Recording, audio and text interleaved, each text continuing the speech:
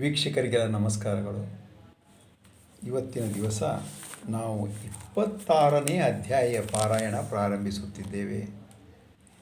ಶ್ರೀ ಗಣೇಶಯನ್ಮ, ಶ್ರೀ ಸರಸ್ವತ್ಯಯನ್ಮ, ಶ್ರೀ ಗುರುಭ್ಯೋ ನಮಃ, ಶ್ರೀ ಕುಲದೇವತಾಯೈ ನಮಃ, ಶ್ರೀ ಶ್ರೀಪಾದ ಶ್ರೀವಲ್ಲಭ ಶ್ರೀ ನರಸಿಂಹ ಸರಸ್ವತಿ ದತ್ತಾತ್ರೇಯ ಗುರುಭ್ಯೋ ನಮಃ.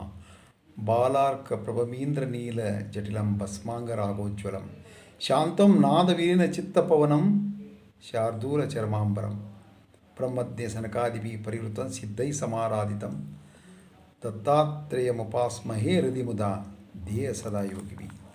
ಈ ಹಿಂದೆ 25ನೇ ಅಧ್ಯಾಯದಲ್ಲಿ ಅಖೂ ಪಂಡಿತರು ವೈಡೂರು ನಗರದ ಮುಸಲ್ಮಾನನ ರಾಜನ ಆಶ್ರಯ ಪಡೆದು ಅಲ್ಲಿ ಪಂಡಿತರ ಹತ್ತಿರ ಜಯಪತ್ರಗಳನ್ನು ಪಡೆದು ಮತ್ತೆ ದಕ್ಷಿಣ ದಿಕ್ಕಿಗೆ ಹೊರಟು ರಾಜನ ಅನುಮತಿಯಿಂದ ಕುಮಸಿ ಗ್ರಾಮಕ್ಕೆ ಬಂದು ತ್ರಿವಿಕ್ರಮ ಭಾರತಿಗೆ ಸಂದರ್ಶಿಸಿ ಅವರ ಹತ್ರ ವಾದಕ್ಕೆ ಬನ್ನಿ, ಇಲ್ಲ ಜಯಪತ್ರ ಕೊಡಿ ಎಂದಾಗ ತ್ರಿವಿಕ್ರಮ ಭಾರತೀಯರು ಆ ಪಂಡಿತರನ್ನು ಗುರುಗಳ ಹತ್ರ ಕರೆದುಕೊಂಡು ಹೋದರು.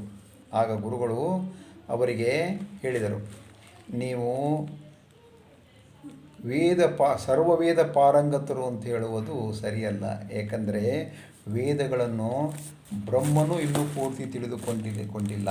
ಅಂಥದ್ದು ನೀವೇನು ತಿಳಿದುಕೊಂಡಿದ್ದೀರಾ? ನೀವು ವೇದದಿಂದ ಗರ್ವದಿಂದ ಈ ಥರ ಹೇಳಬೇಡಿ ಅಂತ ಹೇಳ್ತಾರೆ. ಆದರೆ ಅವರು ಹಠ ಹಿಡಿತಾರೆ. ಮುಂದೆ 26ನೇ ಅಧ್ಯಾಯದಲ್ಲಿ ಏನಾಗುತ್ತೆ ಆ ಪಂಡಿತರ ಬಗ್ಗೆ ಅಂತ ಮುಂದೆ ನೋಡೋಣ. ನಾಮಧಾರಕ ಕೇಳ್ತಾನೆ ಸಿದ್ಧಮುನಿಗಳಿಗೆ, ಆ ಮೂರ್ಖರು ಪಂಡಿತರ ಬಗ್ಗೆ ಏನಾಯಿತು ಹೇಳಿ ಅಂತ. ಆಗ ಸಿದ್ಧಮುನಿಗಳು ಹೇಳ್ತಾರೆ, ಗುರು ಕಠಿಣ ಸ್ವರದಿಂದ ಆ ಮೂರ್ಖರಿಗೆ ಹೇಳ್ತಾರೆ, ನೀವು ವೇದವಿದರೆಂದು ಹೇಳಿಕೊಳ್ಳುವುದು ಅಹಂಕಾರವೇ.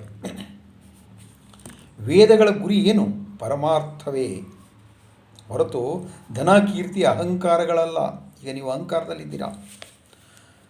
ಅವನ್ನು ಪೂರ್ತಿಯಾಗಿ ತಿಳಿದುಕೊಳ್ಳಲು ಬ್ರಹ್ಮನಿಗೆ ಸಾಧ್ಯವಾಗಲ್ಲ, ಅವಾಗಿಲ್ಲ ಇನ್ನುವರೆಗೆ. ಹೇಳ್ತಾರೆ ಮುಂದೆ, ಪೂರ್ವದಲ್ಲಿ ಭರದ್ವಾಜ ಮಹರ್ಷಿ ವೇದವನ್ನು ಸಂಪೂರ್ಣವಾಗಿ ಅಧ್ಯಯನ ಮಾಡಬೇಕೆಂದು ಯೋಚಿಸಿದ. ಭರದ್ವಾಜ ಮಹರ್ಷಿ ಬ್ರಹ್ಮಚರ್ಯವನ್ನವಲಂಬಿಯಾಗಿ ಬ್ರಹ್ಮದೇವನ ವರವನ್ನು ಪಡೆದು 3 ಸಲ ದೀರ್ಘಾಯುಷ್ಯು ಪಡೆದ. 4 ಯುಗಗಳು 5,000 ಸಲ ಪುನರಾವರ್ತನೆವಾದರೆ ಬ್ರಹ್ಮನಿಗೆ ಒಂದು ಹಗಲು. 4 ಯುಗಗಳು 5,000 ಸಲ ಪುನರಾವರ್ತನೆಯಾದರೆ ಬ್ರಹ್ಮನಿಗೆ ಒಂದು ಹಗಲು.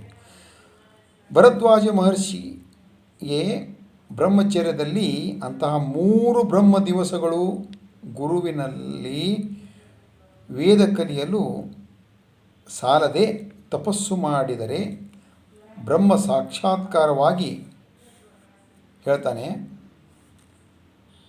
ಭರದ್ವಾಜ ಮಹರ್ಷಿಗಳಿಗೆ, ವೇದ ನನಗೆ ಪೂರ್ವವಾಗಿ ತಿಳಿಯದು, ನಿನಗೆ ವೇದರಾಶಿಯನ್ನು ತೋರಿಸುತ್ತೇನೆ ಎಂದು ಹೇಳಿ ಕೋಟಿ ಸೂರ್ಯ ಕಾಂತಿಯಿಂದ ಬೆಳಗುತ್ತಿದ್ದ ಮೇರು ಪರ್ವತದಂತಹ ಎತ್ತರವಾದ ವೇದರಾಶಿಯನ್ನು ತೋರಿಸ್ತಾರೆ ಭರದ್ವಾಜನಿಗೆ. ಅದನ್ನು ನೋಡಿ ಭರದ್ವಾಜ ಭಯಪಟ್ಟು, ಅಯ್ಯೋ, ನಾನಿಷ್ಟು ಕಾಲ ಪಠಣ ಮಾಡಿದ್ದು ಒಂದು ಹಿಡಿಯಷ್ಟು ಮಾತ್ರ, ನನಗೆ ಎಲ್ಲವನ್ನು ಅವರು ಹೇಳ್ತಾರೆ. ಭರದ್ವಾಜ ಹೇಳ್ತಾರೆ ಬ್ರಹ್ಮನಿಗೆ, ನೀವೇ ನಿರ್ಣಯಿಸಿ, ಎಲ್ಲವನ್ನು ಪಠಿಸಲಾಗಲ್ಲ, ನೀವೇ ನಿರ್ಣಯಿಸಿ ಅಂದಾಗ ಬ್ರಹ್ಮದೇವರು ಏನು ಮಾಡ್ತಾರೆ, ಆ ಅನಂತವಾದ ವೇದ ರಾಶಿಯಲ್ಲಿ 3 ಹಿಡಿಯಷ್ಟು ಆತನಿಗೆ ಕೊಡ್ತಾರೆ, ನೀ ಇದನ್ನು ಓದ್ಕೋ ಅಂತ. ಇವೆಲ್ಲ ಈ 3 ಅಡಿಯಷ್ಟು ಅಧ್ಯಯನ ಮಾಡುವವರೆಗೆ ನೀನು ಜೀವಿಸು ಅಂಥೇಳಿ ವರ ಕೊಡ್ತಾರೆ ಬ್ರಹ್ಮ. ಆದರೆ ಆ 3 ಹಿಡಿಯನ್ನು ಅಧ್ಯಯನ ಮಾಡುವಷ್ಟು ಅವನಿಗೆ ಭರದ್ವಾಜ ಮಹರ್ಷಿಗಳಿಗೆ ಆಗಲಿಲ್ಲ, ಸಾಧ್ಯವಾಗಲಿಲ್ಲ. ಆದ್ದರಿಂದ ಸಾಕ್ಷಾತ್ತು ನಾರಾಯಣನೇ ಬಾದರಾಯಣನಾಗಿ ಅವತರಿಸಿದ. ವೇದಗಳು 4 ಭಾಗವಾಗಿ ವಿಂಗಡಿಸಿದ ಬಾದರಾಯಣ. ಅದನ್ನು ಪೈಲ, ವೈಶಂಪಾಯನ, ಜೈಮಿನಿ, ಸುಮಂತರೆಂಬ ಒಬ್ಬೊಬ್ಬರಿಗೆ ಒಂದೊಂದು ವೇದಗಳನ್ನು ತಿಳಿಸಿದ. ಅವರು ಅದನ್ನು ಅಭ್ಯಾಸ ಮಾಡಿ ಕೂಡ ತಿಳಿದುಕೊಳ್ಳಲೇ ಹೋದರು.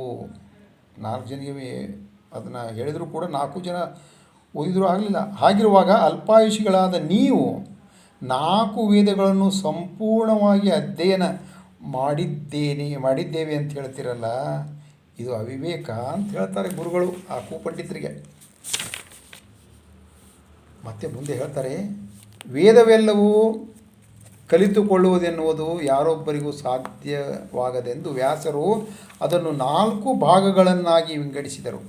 ಋಗ್ವೇದವನ್ನು ಪೈಲನೆಂಬ ಶಿಷ್ಯನಿಗೆ ಬೋಧಿಸಿ ಅದನ್ನು ಧ್ಯಾನಿಸುವುದಕ್ಕೆ ಅದನ್ನು ಕುರಿತು ಹೀಗೆ ಹೇಳಿದರು. ಋಗ್ವೇದಕ್ಕೆ ಉಪವೇದ, ಆಯುರ್ವೇದ, ಅತ್ರೇಯಸ ಗೋತ್ರವು, ಗಾಯತ್ರಿ ಛಂದಸ್ಸು. ಋಗ್ವೇದಕ್ಕೆ ಅಧಿದೇವತೆ ಬ್ರಹ್ಮ. ಕೆಂಪು ವರ್ಣ, ತಾವರೆ ದಳಗಳಂಥ ಕಣ್ಣುಗಳು,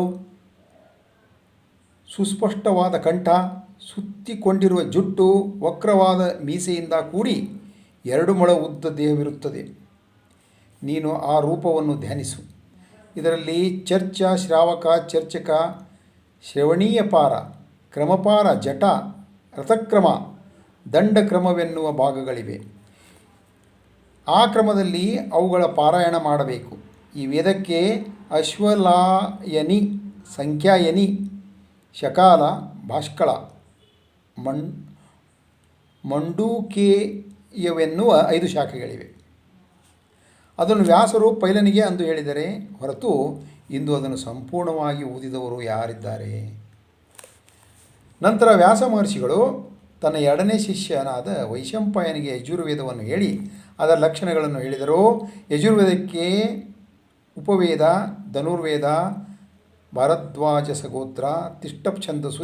ಇದಕ್ಕೆ ರುದ್ರ ಅಧಿದೇವತೆ. ಸಣ್ಣಗಿದ್ದು ಕೈಯಲ್ಲಿ ಕಪಾಲ ಧರಿಸಿದೆ.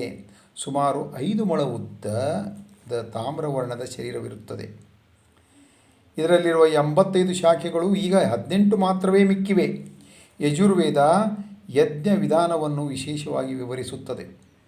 ಮಂತ್ರ, ಬ್ರಾಹ್ಮಣ, ಸಂಹಿತೆ ಎನ್ನುವುದು ಇದಕ್ಕೆ ಮೂಲ.